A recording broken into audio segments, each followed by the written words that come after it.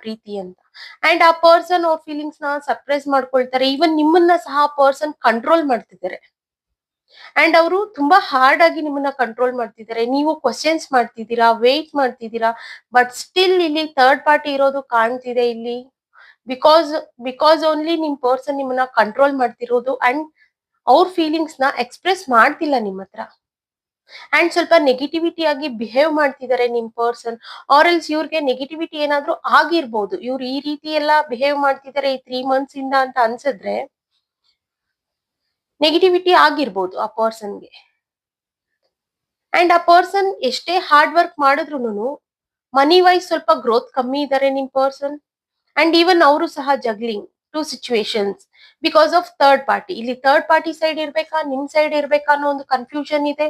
ಈಗ ಸದ್ಯಕ್ಕೆ ಇದು 3 ಮಂತ್ಸ್ ಇಂದ ಸ್ಟಾರ್ಟ್ ಆಗಿರುವಂತ ರಿಲೇಶನ್ಶಿಪ್ ಇದು ಥರ್ಡ್ ಪಾರ್ಟಿ ಜೊತೆಲಿ.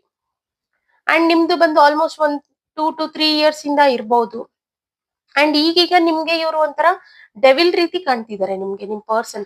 ಬಟ್ ಸ್ಟಿಲ್ ನೀವು ಅವ್ರ ಜೊತೆಲಿ ಕಳ್ದಿದ್ ಕ್ಷಣಗಳನ್ನೆಲ್ಲ ನೆನ್ಸ್ಕೊಂಡು ಆ ಪರ್ಸನ್ ಬೇಕು ಅನ್ನೋ ರೀತಿ ನೀವು ವೇಟ್ ಮಾಡ್ತಿದ್ದೀರಾ. ಬಟ್ ಈ ಪರ್ಸನ್ ಎಲ್ಲೂ ಓಪನ್ ಅಪ್ ಆಗ್ತಿಲ್ಲ. ಅಂಡ್ ನಿಮ್ಮನ್ನ ಬಿಡೋದಕ್ಕೂ ಅವರು ಇಷ್ಟ ಇಲ್ಲ. ಬಟ್ ಸ್ಟಿಲ್ ಅವರು ಜಗ್ಲಿಂಗ್ ಅಲ್ಲಿ ಇದ್ದಾರೆ, ನೀವು ಜಗ್ಲಿಂಗ್ ಅಲ್ಲಿ ಇದ್ದೀರಾ. ಈ ಓವರ್ ಆಲ್ ಇದಕ್ಕೆಲ್ಲ ರೀಸನ್ ಬಂದು ನಿಮ್ ಪರ್ಸನ್, ಅವ್ರ ಬಿಹೇವಿಯರ್. ನೀವ್ ಇರ್ಬೇಕಿದ್ರೆ ಅವರಿಗೆ ಥರ್ಡ್ ಪಾರ್ಟಿ ಅವಶ್ಯಕತೆ ಇರ್ಲಿಲ್ಲ. ಬಟ್ ಸ್ಟಿಲ್ ಹೋಗಿದ್ದಾರೆ. ಅಂಡ್ ಆ ಪರ್ಸನ್ ಅಲ್ಲೂ ಬಿಡಕ್ ಆಗ್ತಿಲ್ಲ, ನಿಮ್ಮನ್ನು ಬಿಡಕ್ ಆಗ್ತಿಲ್ಲ. ಸೊ ಓನ್ಲಿ ನಿಮ್ಗೆ ಅವ್ರ ಒಂಥರ ಹಿಟ್ಲರ್ ತರ ಕಾಣ್ತಿದ್ದಾರೆ ಈಗ ಸದ್ಯಕ್ಕೆ. ಅಂಡ್ ಈಗೋ ಅನ್ನೋದು ತುಂಬಾ ತೋರಿಸ್ತಿದ್ದಾರೆ. ಸ್ವಲ್ಪ ರೆಸ್ಪೆಕ್ಟ್ ಕಮ್ಮಿ ಕೊಡ್ತಿದ್ದಾರೆ. ಮುಂಚೆ ಇರೋ ಅಷ್ಟು ರೆಸ್ಪೆಕ್ಟ್ ಇಲ್ಲ ಈಗ ನಿಮ್ ಮೇಲೆ.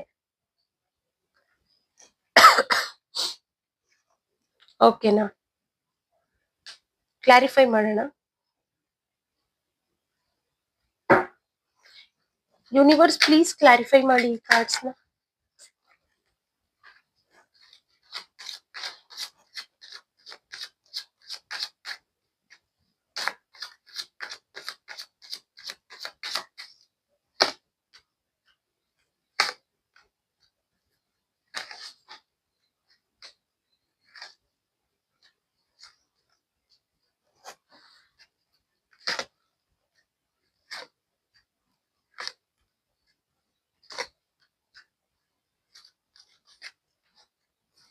ನಿಮ್ ಪರ್ಸನ್ ನಿಮ್ ಹತ್ರ ಈಗ ಏನ್ ಬಿಹೇವ್ ಮಾಡ್ತಿದಾರಲ್ಲ, ಇದು ಒಂದು ಸಡನ್ ಆಗಿ ಸ್ಟಾರ್ಟ್ ಆಗಿರೋದು.